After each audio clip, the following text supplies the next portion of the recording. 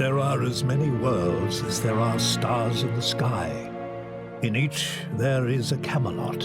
In each there is a Grail. But I am only one man. The Cataclysm is old, older than any of us. It has no mind, but its hunger is infinite, and its abominations have been gnawing at the veil since the beginning of time. Some of my kind would say it cannot be stopped until it has consumed the last son of the last world. But I have hope. That is my burden. For centuries, I gathered my powers. I reached out across infinity and created the one you call King Arthur. A champion to defend each world. At great cost, I devised an instrument that could heal the wounds in reality. To you, it is known as the Grail. But Morgana lost faith in our cause. She tricked me, trapped me. And while I slept, the years passed. The worlds changed. And Arthur failed. World after world, lesser men took his place, men unprepared for the coming of the Cataclysm. Now I am awake, but I am diminished. My powers are fled, my memories shattered. I can only reach out to you in dreams and whisper, "Go to Camelot, retrieve the Grail, take it to Jerusalem. Believe in me, and your world may be saved." I have seen the beginning, and I have seen the end. But I will not yield. My name is Merlin.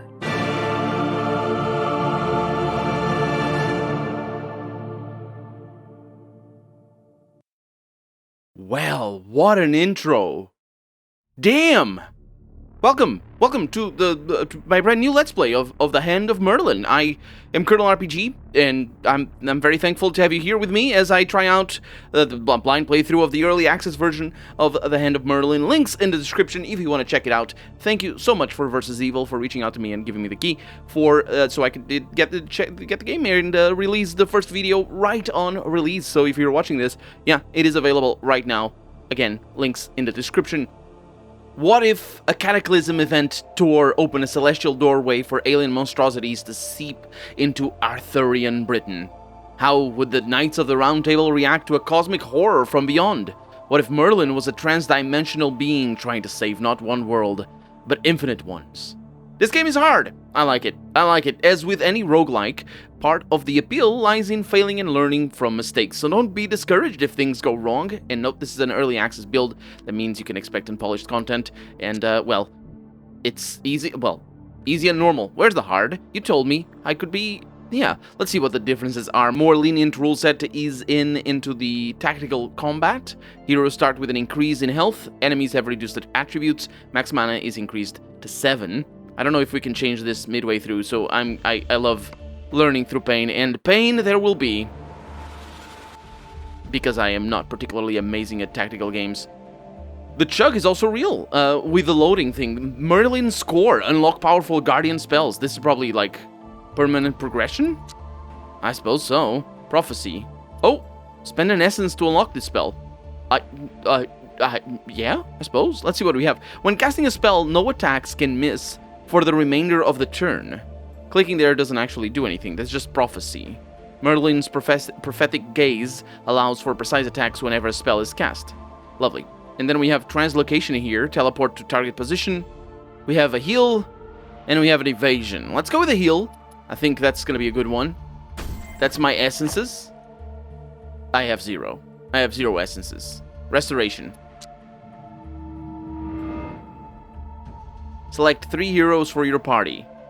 It seems that we only have 3 heroes. Brunor over here, a man of great passion and deep melancholy. Sir Brunor is driven by the death of his father, whose armor he wears. He once wished to become a knight of the Round Table, but abandoned that dream when Arthur died. Over here we have Merowen, the granddaughter of King Caradoc. Her royal blood has allowed her to live a life usually reserved for men. She's young and aloof and cares little about breaking the law, but in her heart, she wants to do good in her own way.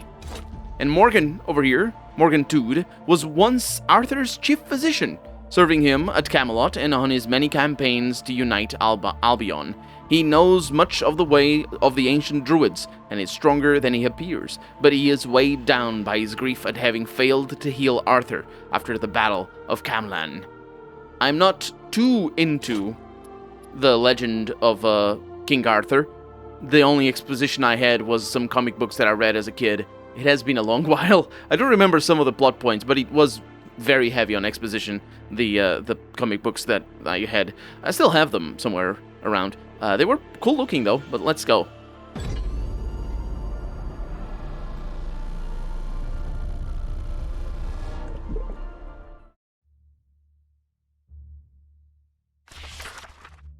For many nights now, the spirit of Merlin has haunted your dreams.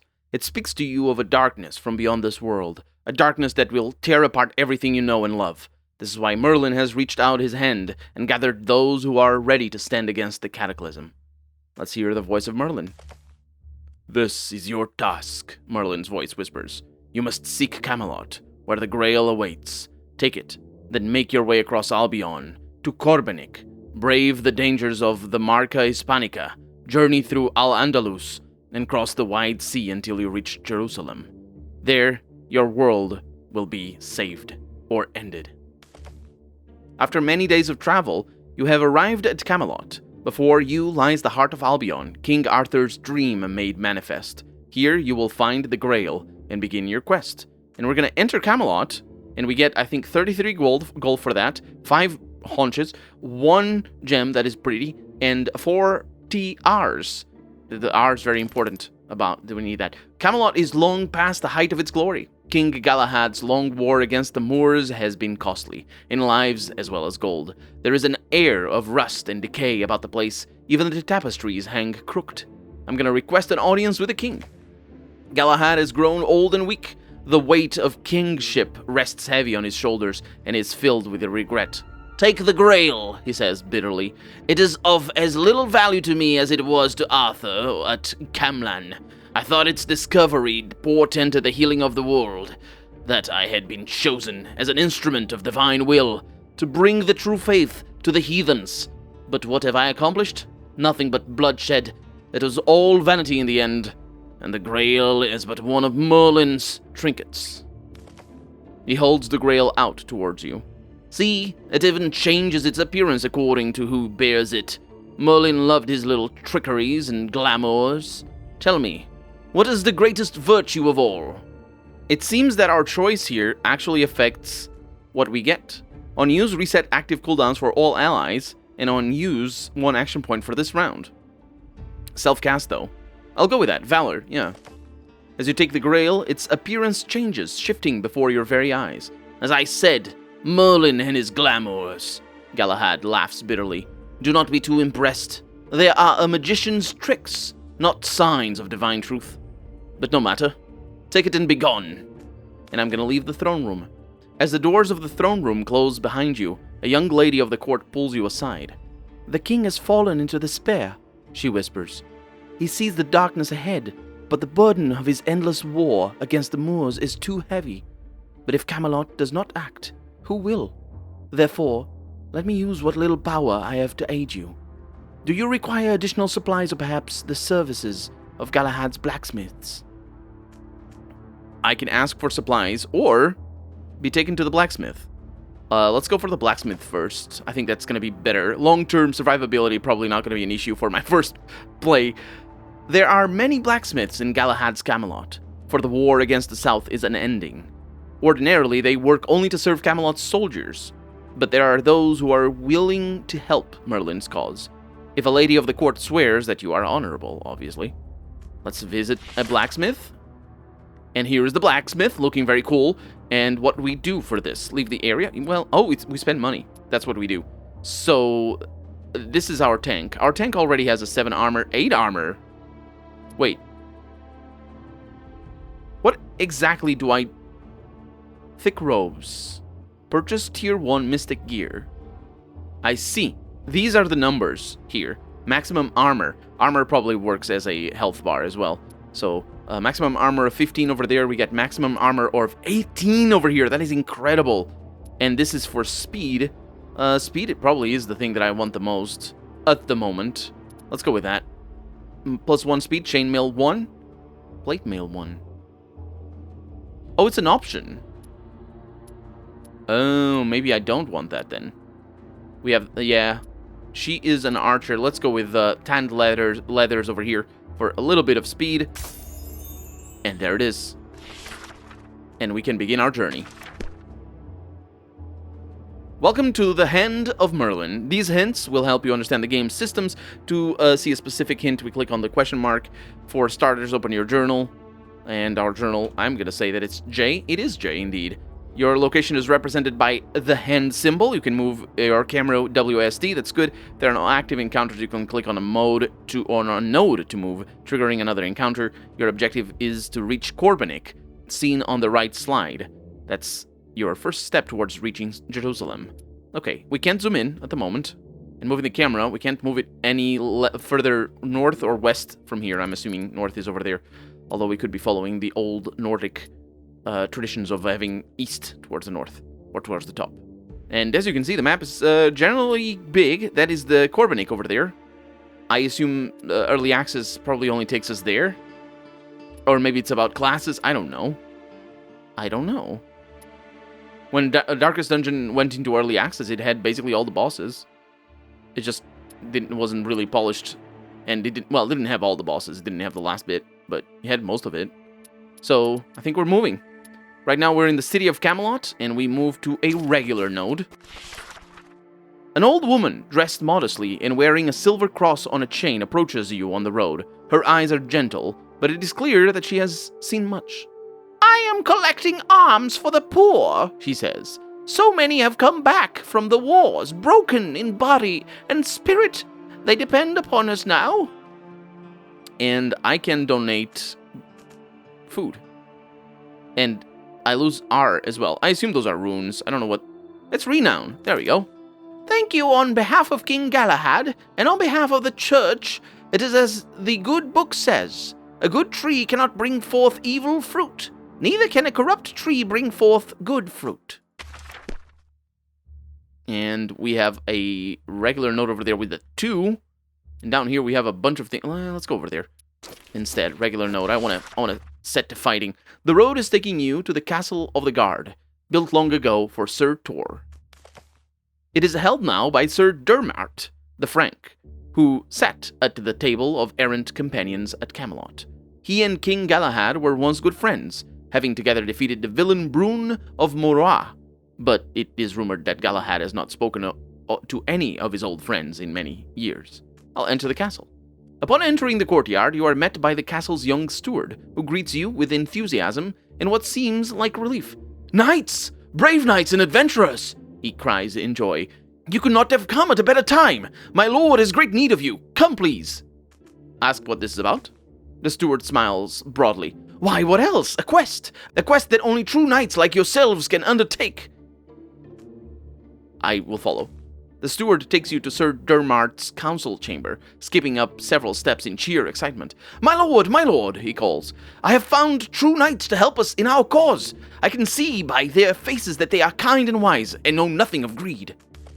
Sir Dermart, I might have been mispronouncing his name before, is no longer the young man who easily won the tournament of Blanche's Moors, but despite his graying hair, there is something youthful about his grin. You must forgive my friend here, Sir Dermart says. He believes in all the old tales, even the ones about me, a strange condition that no healer has been able to cure. But perhaps today he is right to be excited. Tell me, who are you? I will show him the Grail. The steward gasped in shock and delight when you revealed the Grail, but Sir Dermart sighs. I had not seen this thing in many years, and almost forgotten how many died for it. Still, I thought they had died in vain, and perhaps now their deaths will have meaning. And for good or ill, I see that you are following in our footsteps, I'm gonna ask him what he needs. My old friend Sir Georginant is in urgent need of assistance. He serves the Emperor Charlemagne and is lord of the castle of the Borderlands in the Marca Hispanica. But it seems there is some strange trouble brewing, and they have not been resupplied for far too long. He has asked for all the supplies we can spare, and I am glad to help. But there is trouble here too, and I have too few men as it is. That is why I need your help. I'll accept the quest. See, my lord, the steward says excitedly. They are true heroes. Sir Dormart laughs. Indeed, but we are asking a lot of them, and they should receive recompense. Fetch the treasurer. I will accept payment. Once you have been given the supplies for the castle of the Borderlands and been paid for what you are about to undertake, you prepare to set out once more. Sir Dormart accompanies you to the gate, as does the enthusiastic steward. Good luck, friends. Remember, the lives of Sir Georginant's men depend on these supplies. I'm gonna continue my journey with new supplies. Now, where are we supposed to go? I was told... Oh, I can actually just press J. No, I cannot. Did I do a bad thing when I pressed J before? Let's look at our journal here. We have relics, our equipable items, and it's all good. And we have navigation. These are hints. Okay. Oh, journal. The journal is not quite what I expected. We have a grail over here. We have... Yeah. So the journal is actually how we manage everything. Huh. But we don't have the missions. How do I know where we're supposed to go, I wonder? Is it not actually up to us? I think the game is just gonna give us the quest. Let's go. The fields of this region seem dry, almost scorched, although the weather is mild and a gentle fog rises from the earth. Perhaps this is some sinister effect of the cataclysm. Even Merlin's spirit seems to be unsure. Passing by a modest farmstead, you hear the cries of a damosel. Stay away from me, you fiends! She seems to be badly frightened by whatever is happening. We're gonna approach, obviously. The damosel is surrounded by ill-looking men who are threatening her in a most unseemly fashion. If you cannot pay in corn, one of them is saying, you will pay in meat. For a moment you had thought they were bandits, but it is worse. They are tax collectors. I'm gonna command the men to stop.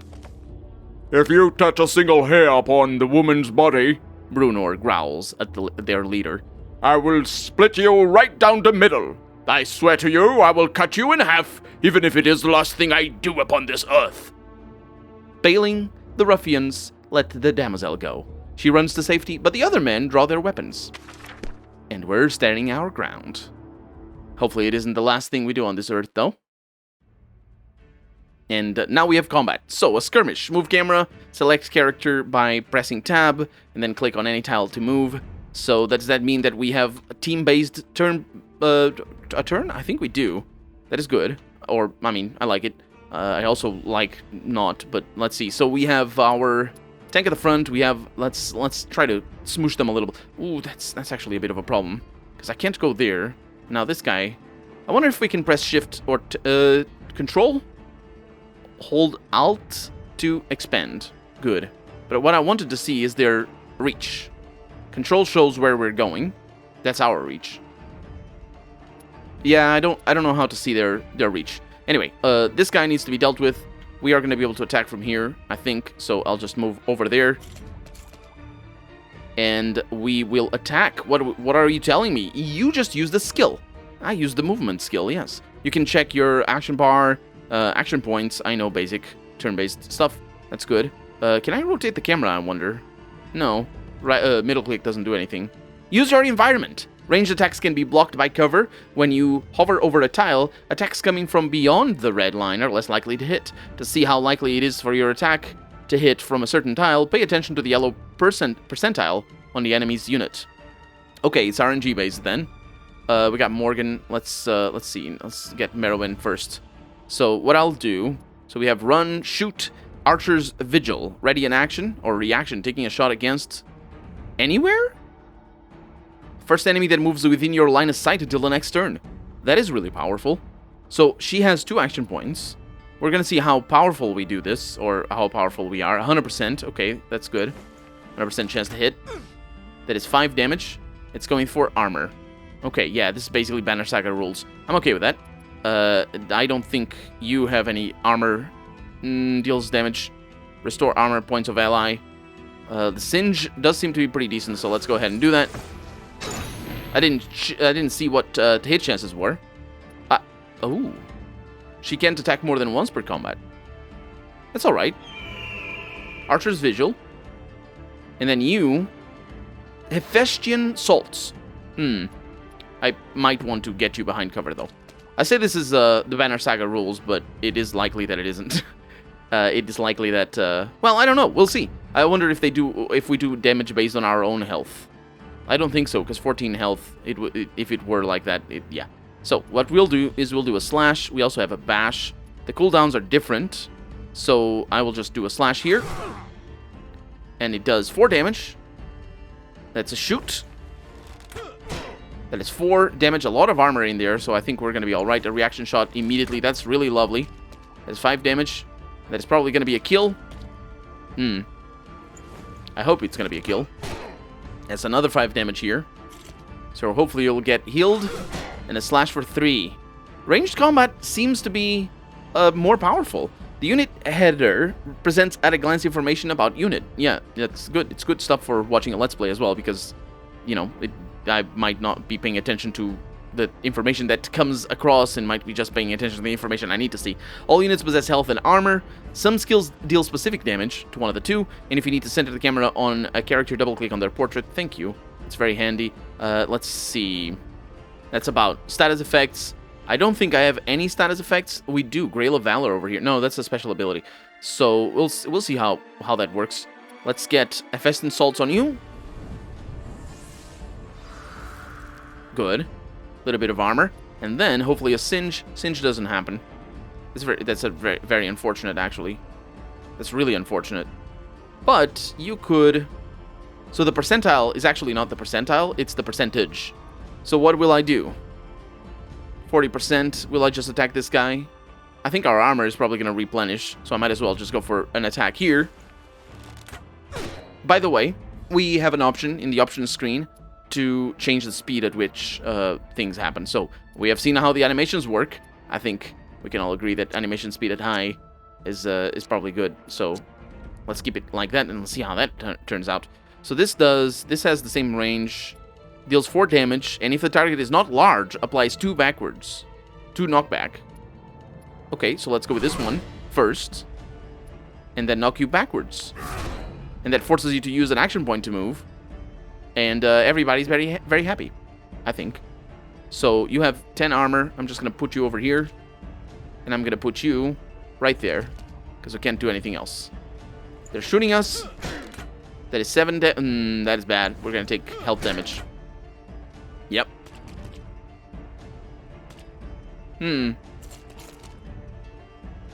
Alright. Interesting strategy there. And by interesting, I mean bad.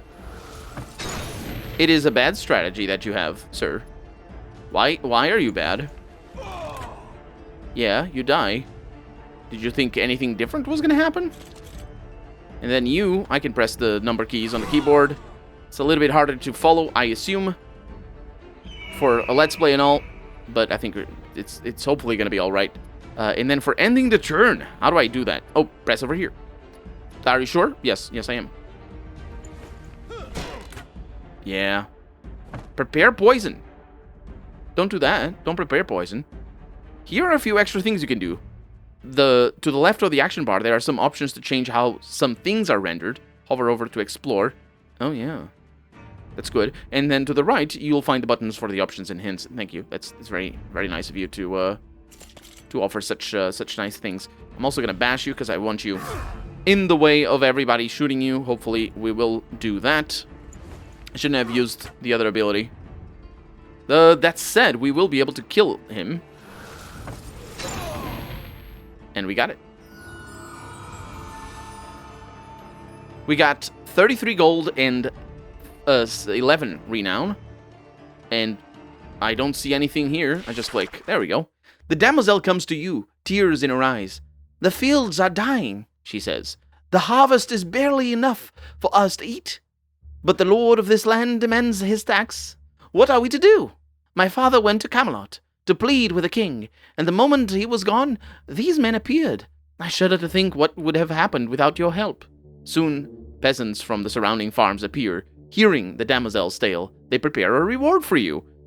And thank you very much. The corn tax. I got corn, didn't. I got haunches. And 35 gold. I am the tax man now. And what is that? Congratulations on your progress. Thank you very much. You're a very nice game. You have gained some resources seen on the top of the screen. When you accumulate 50 renown, which we have, like you did, you can rank up your units in the warband page. Be sure to hover over the resources to understand their use. So it's a measure of your fame in this realm used to increase rank. So renown is really important, as it turns out. And also, health doesn't regenerate. I wonder if moving does regenerate health. Regular node. It's corrupted, though. That's gonna be bad. I don't like that. I like nice things, not corrupted things. So we can... Oh, we upgrade everybody? Click to level up. We do upgrade everybody! Ranking up allows you to pick a new skill by clicking on an open skill slot. Skills are picked from a random pool and offer possibilities for a variety of playstyles. Each character has gained some health to increase your other attributes. Find a blacksmith and acquire better equipment. Thank you. That's nice. Did they heal? They did not heal. So you have one new skill over here. You have the bash, or slash and the bash. And then when I click here, we have cards, because of course we do. We can go for a parry. Ignore damage taken from attacks. Expires losing all stacks at turn start. I'll go with a parry. I think that's really important. But the other ones were nice as well. But let's see. Medawen here. She has... Quick Draw. Sounds like a fun time. Deal 2 damage twice. Either to the same target or to separate ones. That's very good to clean up. And then Morgan. Corrosive Concoction sounds like a pretty good one. All of these are really nice. Deals 6 armor damage to all units in a cone. And that's our level up. It's also our episode, because we're out of time for the day. So, for right now, I'm Colonel RPG, and this has been The Hand of Merlin. I really hope you've enjoyed it, and if you did, go ahead and leave a comment, like the video, subscribe to the channel if you're new here. I play a lot of RPGs, and other games that aren't RPGs as well. But above all, as always, thank you so much for watching, and I hope I'll see you next episode. Bye-bye.